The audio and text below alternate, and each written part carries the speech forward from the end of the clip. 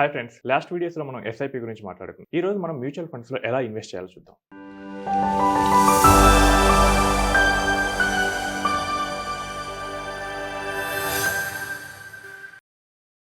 చాలామంది ఏంటంటే నన్ను తరచుగా క్వశ్చన్ అడుగుతుంటారు. మ్యూచువల్ ఫండ్స్లో ఎలా ఇన్వెస్ట్ చేయాలి మాకు తెలియదు ఇదని. మ్యూచువల్ ఫండ్స్లో ఏ ప్లాట్ఫామ్లో ఇన్వెస్ట్ చేయాలి, మాకు గ్రో ఉంది, జెరోదా ఉంది, అప్ స్టాక్స్ ఉంది, ఇక్కడ ఇన్వెస్ట్ చేయాలా, లేదా మ్యూచువల్ ఫండ్ వెబ్సైట్కి వెళ్ళి ఇన్వెస్ట్ చేయాలా, లేదా మ్యూచువల్ ఫండ్ ఆఫీస్కి వెళ్ళి ఫామ్స్ ఇచ్చి ఇన్వెస్ట్ చేయాలా. ఇలా చాలామంది ఏంటంటే ఈ మ్యూచువల్ ఫండ్లో ఎలా ఇన్వెస్ట్ చేయాలో తెలియక చాలామంది ఉన్నారు. వీళ్ళందరికీ ఈ వీడియో అనేది యూస్ఫుల్ అవుతుంది. మ్యూచువల్ ఫండ్లో మనం ఇన్వెస్ట్ చేసేటప్పుడు మనకి ఇప్పుడు ఇండస్ట్రీలో ఎంఎఫ్ సెంట్రల్ అనే ఒక ప్లాట్ఫామ్ వచ్చేసింది. ఈ ఎంఎఫ్ సెంట్రల్లో మనం ఏ మ్యూచువల్ ఫండ్లో అయినా మనం ఇన్వెస్ట్ చేసుకోవచ్చు. అండ్ ఎంఎఫ్ సెంట్రల్లో మీ ఇన్వెస్ట్మెంట్స్ కనిపిస్తేనే మీ ఇన్వెస్ట్మెంట్స్ రియల్గా ఉన్నట్లు. మీరు గ్రోలో చేసినా, అప్ స్టాక్స్లో చేసినా, మరి ఏదైనా డిస్ట్రిబ్యూటర్ దగ్గర చేసినా, డైరెక్ట్గా వెళ్ళి చేసినా కానీ మీ ఇన్వెస్ట్మెంట్స్ అనేవి ఖచ్చితంగా ఈ ఎంఎఫ్ సెంట్రల్లో కనపడాలి. అలా కనిపిస్తేనే అవి రియల్గా ఉన్నట్లు. మీకు గుర్తుంటే కనుక చాలా వరకు 2024లో మనకి గ్రోలో ఒక ఇష్యూ వచ్చేసింది. ఒక ఇన్వెస్టర్ మ్యూచువల్ ఫండ్స్ని గ్రోలో ఇన్వెస్ట్ చేశాడు. But due to technical issue అది ఫెయిల్ అయింది పేమెంట్ అనేది. కానీ గ్రో మాత్రం ఆ ఇన్వెస్ట్మెంట్ కరెక్ట్గా ఉన్నట్లు చూపించేసింది. అతను రిడెంప్షన్ పెట్టుకుంటే మాత్రం ఆర్టీఐ దగ్గర ఫెయిల్ అయింది. మీ దగ్గర ఇన్వెస్ట్మెంట్ లేదు అనేది. సో అతనికి ఏం చేయాలో అర్థం కాలేదు. ఆయనేమో నేను ఇన్వెస్ట్ చేశాను అని, గ్రో ఏమో మీ ఇన్వెస్ట్మెంట్ ఫెయిల్ అయిందని వచ్చింది. సో తీరా చూస్తే ఏమైందంటే అతను ఇన్వెస్ట్ చేసే రోజే పేమెంట్ ఫెయిల్ అయ్యి మళ్ళీ అతని అకౌంట్కి రిఫండ్ వచ్చేసింది. సో ఈ ప్రాబ్లమ్స్ అన్ని లేకుండా ఏం చేయాలంటే కనుక మన ఇన్వెస్ట్మెంట్స్ మనం ఎంఎఫ్ సెంటర్లో కనుక చెక్ చేసుకున్నట్లయితే కనుక ఒకవేళ మన ఇన్వెస్ట్మెంట్స్ మనకి ఎంఎఫ్ సెంటర్లో కనిపిస్తే కనుక అవి రియల్గా ఉన్నట్లు. ఈరోజు మనం మ్యూచువల్ ఫండ్ని ఎలా ఇన్వెస్ట్ చేయాలో ప్రాక్టికల్గా చూద్దాం. ఫస్ట్ మనం ఎంఎఫ్ సెంట్రల్ వెబ్సైట్కి అయితే వెళ్ళాల్సి వస్తుంది.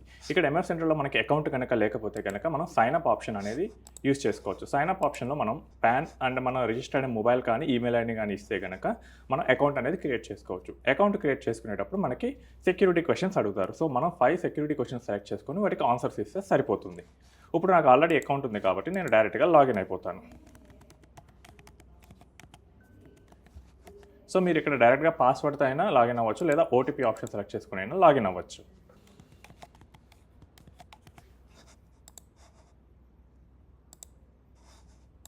సో ఇప్పుడు మీకు చెప్పినట్లే మనకి సెక్యూరిటీ క్వశ్చన్ అనేది కనిపిస్తుంది.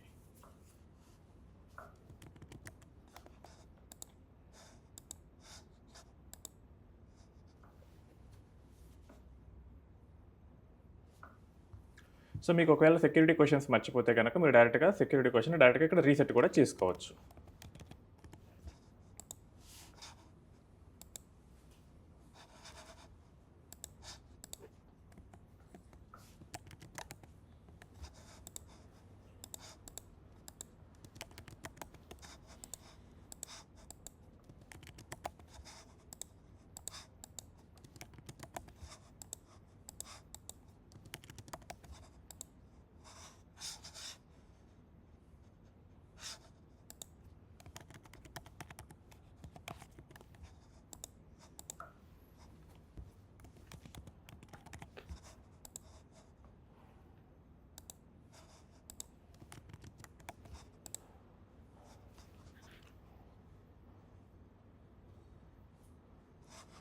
సో వన్స్ మనం ఎంఎఫ్ సెంటర్లోకి వెళ్ళగానే మనం ఆల్రెడీ ఎక్కడైనా ఇన్వెస్ట్ చేసినట్లయితే కనుక డైరెక్ట్గా అది మన పేరుని ఫెచ్ చేస్తుంది.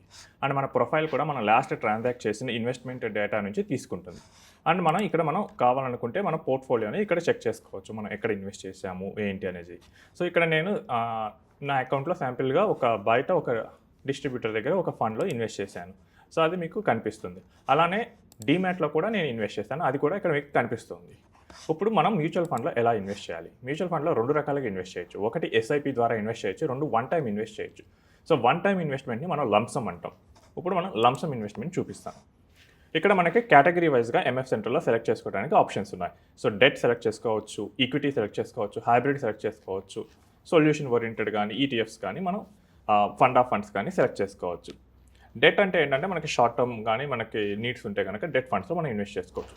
అండ్ మీరు ఇక్కడ చూసినట్లయితే కనుక equity for long term 4 years or more అని పెట్టారు. సో చాలామంది చేసే మిస్టేక్ ఏంటంటే మ్యూచువల్ ఫండ్లో ఇన్వెస్ట్ చేయాలనుకున్నప్పుడు మంచి రిటర్న్స్ వస్తాయని చెప్పేసి వాళ్ళకి షార్ట్ టర్మ్ అవసరం ఉన్న మనీని తీసుకొచ్చి ఈక్విటీస్లో పెడతారు. Equities is not for short term. Equities అనేది లాంగ్ టర్మ్ మనీ కోసమే ఇక్కడ పెట్టాలి. మీకు నెక్స్ట్ ఇయర్ మీకు ఆ మనీ అవసరం ఉంది, మీరు మీ కిడ్స్ యొక్క ఫీజు పే చేయాలి నెక్స్ట్ 3 monthsలో, ఆ మనీని తీసుకొచ్చి మీరు ఈక్విటీస్లో పెడితే మీకు క్యాపిటల్ పోయే ఛాన్స్ కూడా ఉంటుంది. అందుకనే మన కేటగిరీని చాలా జాగ్రత్తగా సెలెక్ట్ చేసుకోవాలి. ఇక్కడ ఈక్విటీ సెలెక్ట్ చేసుకున్నాను. ఇక్కడ మనకి 2 రకాలుగా ఉంటాయి. డైరెక్ట్ ఫండ్స్, రెగ్యులర్ ఫండ్స్ అనేవి. సో డైరెక్ట్ ఫండ్స్ అంటే గనక వితౌట్ ఎనీ ఇంటర్మీడియరీ మీరు డైరెక్ట్‌గా మ్యూచువల్ ఫండ్ కంపెనీ నుంచే మీరు పర్చేస్ చేయొచ్చు. ఇక్కడ మీకేంటంటే మీరు ఓన్‌గా అయినా తీసుకోవచ్చు, లేదా ఏదైనా రిజిస్టర్డ్ ఇన్వెస్ట్‌మెంట్ అడ్వైజర్ హెల్ప్‌తో అయినా గానీ మీరు ఈ డైరెక్ట్ ఫండ్స్ అనేది పర్చేస్ చేసుకోవచ్చు. అలా కాదు నేను నార్మల్‌గా ఎవరైనా డిస్ట్రిబ్యూటర్ ద్వారా మనం సలహా తీసుకొని ఇన్వెస్ట్ చేయాల్సొస్తే రెగ్యులర్ ఫండ్స్ అంటారు. సో ఈ డైరెక్ట్ ఫండ్స్‌కి, రెగ్యులర్ ఫండ్‌కి తేడా ఏంటంటే డైరెక్ట్ ఫండ్‌లో ఏంటంటే డైరెక్ట్‌గా మ్యూచువల్ ఫండ్ కంపెనీ నుంచి మనం కొంటాం కాబట్టి మధ్యలో మిడిల్ మ్యాన్‌కి పే చేసే ఫీ అనేది ఉండదు. అదే రెగ్యులర్ ఫండ్స్‌లోకి వచ్చేసరికి మీరు త్రూ డిస్ట్రిబ్యూటర్ ఈ ఫండ్స్‌ని కొంటుంటారు. ఇప్పుడు ఏమవుతుంది, డిస్ట్రిబ్యూటర్ కొంత ఫీ పే చేయాలి. ఫర్ ఎగ్జాంపుల్ మనకి ఒక సోప్ ఉంది. సోప్ కంపెనీలో ఫ్యాక్టరీలో మ్యానుఫ్యాక్చర్ అవుతుంది. అక్కడి నుంచి మనం మన నియరెస్ట్ లోకల్ రిటైల్ షాప్‌లో మనం కొనుక్కుంటూ ఉంటాం. సో ఇప్పుడు ఏమవుతుంది, సోప్ ఫ్యాక్టరీలో మనకి ఒక 15 రూపీస్ పడితే అది మన ఇంటి దగ్గర ఉన్న షాప్ దగ్గరకు వచ్చేసరికి 20 రూపీస్ అవుతుంది. మనం 20 రూపీస్ పే చేసి తీసుకుంటాం. ఇక్కడ ఏమవుతుంది, ఈ ఎక్స్ట్రా 5 రూపీస్ అనేది ఈ షాప్ యొక్క ప్రాఫిట్ అవుతుంది. సో డిస్ట్రిబ్యూటర్కి కూడా ఇదంతా సర్వీస్ మనకి ఇచ్చినందుకు వాళ్ళకి కొంత ఫీ అనేది పే చేస్తుంటారు. మీకు ఏమీ తెలియదు అనుకుందాం, మీకు మ్యూచువల్ ఫండ్స్ ఫస్ట్ టైం అనుకుందాం, కొత్త అనుకుందాం. అలాంటప్పుడు మీకు ఎలాంటి ఫండ్స్ సెలెక్ట్ చేసుకోవాలి, మీకు రిస్క్ ప్రొఫైల్ ఏంటి, ఇవన్నీ ఐడియా మార్కెట్స్ మీద ఎలా ఉంటాయి, ఈ ఐడియా లేనప్పుడు మీరు డిస్ట్రిబ్యూటర్ హెల్ప్ తీసుకొని అతను కొంత పే చేసుకొని మీరు ఇన్వెస్ట్ చేసుకోవచ్చు. అలా కాకుండా మీకు మొత్తం తెలుసు, నాకు ఎవరి సలహా అక్కర్లేదు, లేదా నేను ఫీ డైరెక్ట్గా ఒక రిజిస్టర్డ్ ఇన్వెస్ట్మెంట్ అడ్వైజర్కి పే చేస్తాను అనుకున్నప్పుడు మీరు డైరెక్ట్ ఫండ్లో కూడా ఇన్వెస్ట్ చేసుకోవచ్చు. ఇక్కడ సింప్లిసిటీ కోసం నేను ఒక రెగ్యులర్ ఫండ్లో మీకు చూపిస్తాను. ఉదాహరణకి ఇక్కడ ఫస్ట్ ఉన్న ఫ్లెక్సీ క్యాప్ ఫండ్లోనే నేను చూపిస్తాను. Don't take names for advice. ఇక్కడ ఫస్ట్ ఉంది కాబట్టి ఇందులో నేను మీకు శాంపుల్గా చూపిస్తున్నాను. సో ఇక్కడ మనకి ఫండ్లోకి రాగానే మనకి ఇక్కడ ఏంటంటే ఫండ్ యొక్క బేసిక్ డీటెయిల్స్ అనేవి కనిపిస్తున్నాయి. ఈ ఫండ్ యొక్క ఏయుఎం ఎంత ఉంది, ఏయుఎం అంటే ఈ ఫండ్ టోటల్గా ఎంత అమౌంట్ని మేనేజ్ చేస్తుంది. సో మనం ఫండ్ సెలెక్ట్ చేసుకునేటప్పుడు ఏయుఎం కూడా ఒక కన్సిడరబుల్ ఫ్యాక్టర్గా చూసుకోవాలి. ఏయుఎంస్ ఎక్కువగా ఉంటే కనుక మనం చాలా కాషియస్గా ఉండాలి. And next NAV. ఎన్ఏవి అంటే మనం ఇన్వెస్ట్ చేసేదానికి ఎంత పెట్టి ప్రైస్ పెట్టి మనం కొంటున్నాం. ఉదాహరణకు ఇక్కడ ఎన్ఏవి 15.32 ఉంది. అంటే మనం ఒక యూనిట్ కొనుక్కోవడానికి 15.32 రూపీస్ మనం పే చేయాల్సి వస్తుంది. And exit load. Exit load అంటే ఏంటంటే మనం 1 ఇయర్ లోపల కనుక యూనిట్స్ కనుక రిడీమ్ చేసుకుంటే మనం ఫండ్కు పే చేయాల్సిన పెనాల్టీ ఇక్కడ 1% ఉంది. అంటే ఫర్ ఎగ్జాంపుల్ మీరు ఒక ₹1,00,000 పెట్టేసి వితిన్ 1 ఇయర్ లోపల మీరు విత్డ్రా చేసుకుంటే 1% అంటే కనుక సుమారు 1000 రూపీస్ మీరు పెనాల్టీ కింద కట్టాల్సి వస్తుంది. నెక్స్ట్ మీరు కిందకి వెళ్తే కనుక ఆ ఫండ్ ఏ సెక్టార్స్లో ఇన్వెస్ట్ చేసింది, రిస్కోమీటర్ ఎంత రిస్క్ ఉంటుంది, ఇవన్నీ మనం చూసుకోవచ్చు. ఇప్పుడు మనం లంసమ్ వన్ టైం ఇన్వెస్ట్మెంట్ కాబట్టి లంసమ్ మీద క్లిక్ చేస్తాం. సో లంసమ్ మీద క్లిక్ చేసినప్పుడు త్రూ డిస్ట్రిబ్యూటర్ వస్తుంది. అండ్ ఇక్కడ ఎంఎఫ్ సెంటర్లో మనం ఇన్వెస్ట్ చేసేటప్పుడు పాన్ ఆధార్ లింక్ అనేది ఖచ్చితంగా ఉండాలి. సో రెసిడెంట్ ఇండియన్స్ కనుక మీరు ఇన్వెస్ట్ చేసేటట్లయితే కనుక మీ పాన్ ఆధార్ 2 లింక్ అయితేనే మీరు ఇందులో చేయగలరు.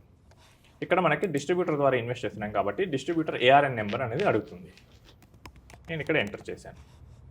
అండ్ ఈయూఐఎన్ నెంబర్ అంటే మీకు డిస్ట్రిబ్యూటర్ తరపున ఎవరైనా ఎంప్లాయీ హెల్ప్ చేస్తే వాళ్ళ ఎంప్లాయీ కోడ్ అనేది మనం ఎంటర్ చేయాలి. నాకు ఇక్కడ ఎవరు చేయట్లేదు కాబట్టి నేను నో పెట్టాను.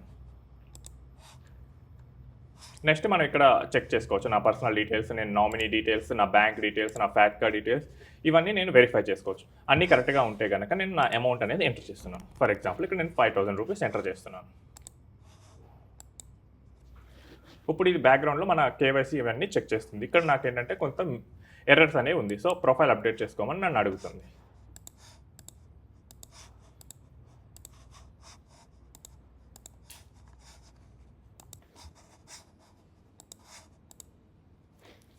వన్స్ మనం ప్రొఫైల్ మొత్తం అప్డేట్ చేసుకున్న తర్వాత మనం ప్రొసీడ్ కొట్టచ్చు. ఇప్పుడు మనకి తిరిగి మన పేమెంట్ పేజ్ వైపు తీసుకెళ్తూ ఉంటుంది.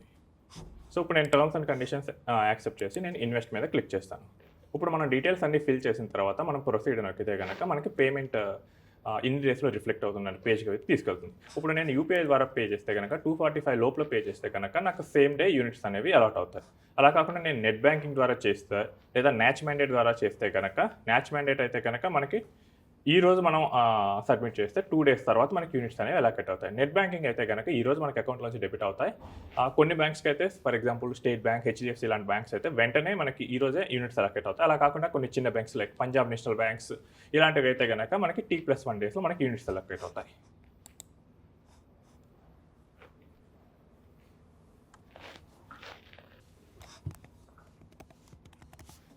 సో మనకి మెయిల్ వెరిఫికేషన్ కింద ఓటీపీ కూడా వచ్చింది. సో దీన్ని కూడా వెరిఫై చేసిన తర్వాత మన మొబైల్ వెరిఫికేషన్ కూడా జరుగుతుంది.